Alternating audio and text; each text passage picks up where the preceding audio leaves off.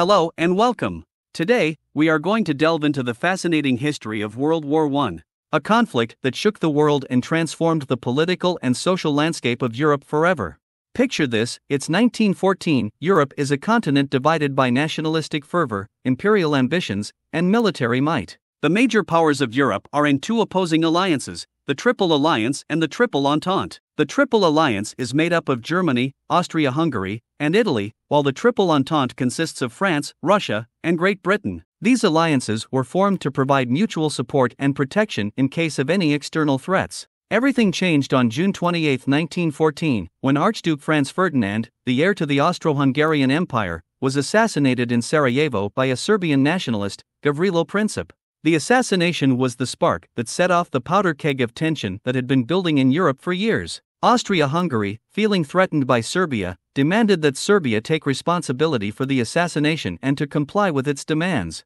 Serbia refused, and Austria-Hungary declared war on Serbia, setting off a chain reaction of alliances and declarations of war. The conflict between Austria-Hungary and Serbia soon drew in other major powers. Russia, which had close ties to Serbia, mobilized its troops in support of its ally, and Germany, which had a defense treaty with Austria-Hungary, declared war on Russia. The war was not limited to just these few countries.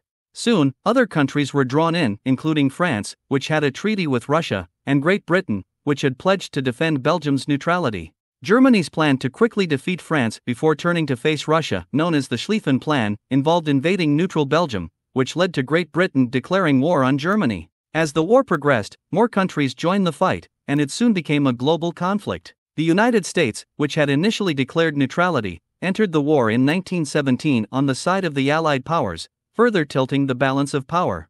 The war was fought on multiple fronts and involved millions of soldiers, many of whom were conscripted or recruited to fight.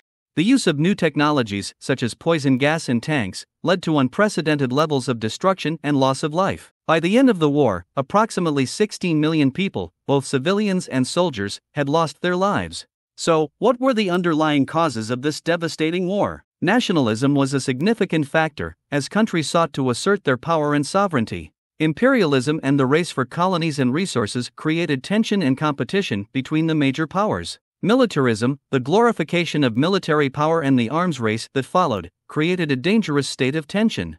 Alliances, which were meant to provide mutual support and protection, ultimately drew countries into a larger conflict. The aftermath of World War I led to significant changes in Europe, including the collapse of empires, the redrawing of borders, and the rise of new nations. The Treaty of Versailles, which was signed in 1919, imposed harsh penalties on Germany, leading to resentment and paving the way for the rise of Nazism and the outbreak of World War II. With this, we come to the end of this video. Hope you liked it and found it knowledgeable. Thanks for watching, and we'll see you in the next video.